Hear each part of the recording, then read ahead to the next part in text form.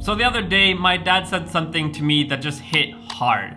And he said, the worst thing is for your dream goal to turn into a burden. Now let me give you some context into our conversation. You see, for the longest time, I've dreamed of owning a cottage. If there's one thing or place that I most love, it's just being away at the cabin in the nature, going sauna and swimming. Especially when you live in a country like Finland where our summers are short and our winters are long and you never know what the weather's gonna be like.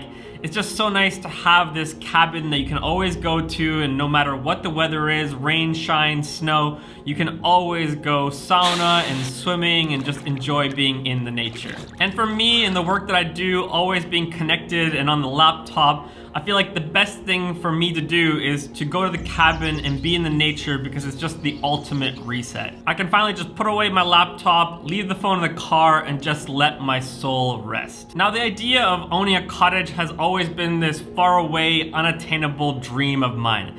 It's almost like maybe one day when I turn 65 and retire, I could maybe finally own a cottage. At least that's how I've often viewed it in my mind. But at the same time, I think, do I really want to wait till I'm 65 to actually enjoy doing the things that I love most? So I've been in this tension where I know what I love to do and where I love to be, but I just can't have it yet. That is until I got inspired by my two good friends, John and Katrina. These amazing family friends of ours actually ended up buying a lakefront property and just started slowly building. First, they had a summer kitchenette, then they made an A-frame bathroom, and now they've built a sauna, but they just slowly have built up what they have. And for me, it's just been super inspirational to watch their journey, and if you're interested, they actually have a YouTube channel where they document everything that they're building, and if you're interested in cottages and lakefront properties like I am, you're gonna love their channel as well. Anyways, just watching their journey, it was one of those aha moments for me where I just realized, wait a minute, we don't need to buy this full blown out cottage with a huge property and building.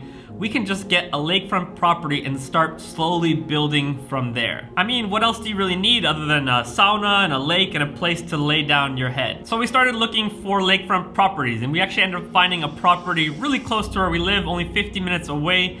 And it had a really cool kitchenette, little building that we could sleep in if we wanted to.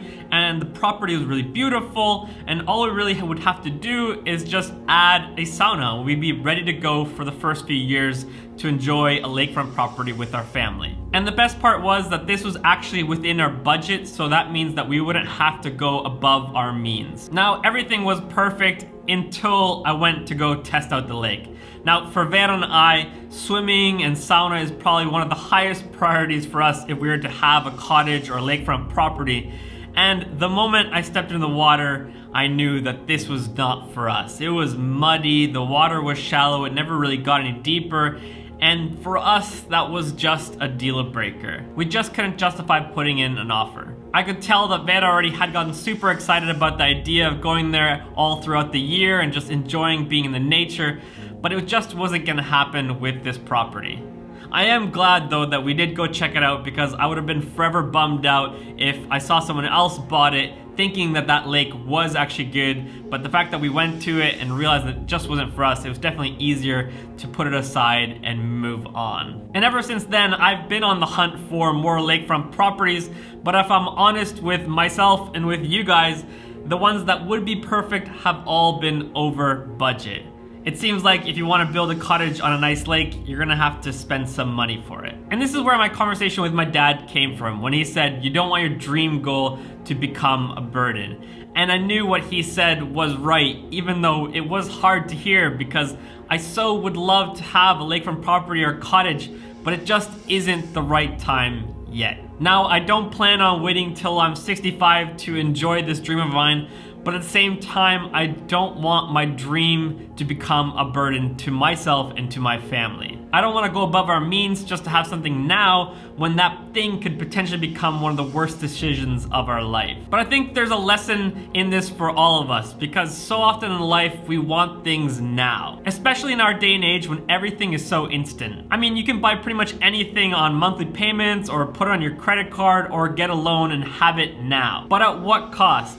Is your decision that you're making now gonna rob from your future self? And is the thing that you're wanting actually going to become more of a burden than a blessing? And this isn't just with material things, this can as well be with, our career dreams or our aspirations. Sometimes we can be in such a rush to get that opportunity or that promotion, but we're actually not ready for it. And something that you would think would be absolutely amazing actually ends up being something horrible. I've actually seen this happen to so many people. The thing that they were dreaming of, hoping for, aspiring to, they ended up receiving it just too early, and it actually caused them to just crash and burn. So I guess my encouragement to you guys and to myself is that dream big, chase after it, but at the same time, be patient and use wisdom. Figure out when will you actually be able to enjoy fully your dream goals rather than having them just become a burden in your lifetime. This could be for you when one day you want to build your dream house, or like me, get a cottage,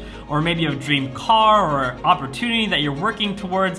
Whatever it is, make sure it's the right time, because you don't want a dream goal to become a burden. And one day when you do reach your dream goal and it is the right timing, you'll actually be able to enjoy it fully. So for now, I am patiently waiting for my dream goal to happen, but I do believe that one day I will have my own little cottage that I can just get away and enjoy the nature. Thanks again, Daddy-O, for the wisdom. You always help me keep my feet on the ground, in a good way.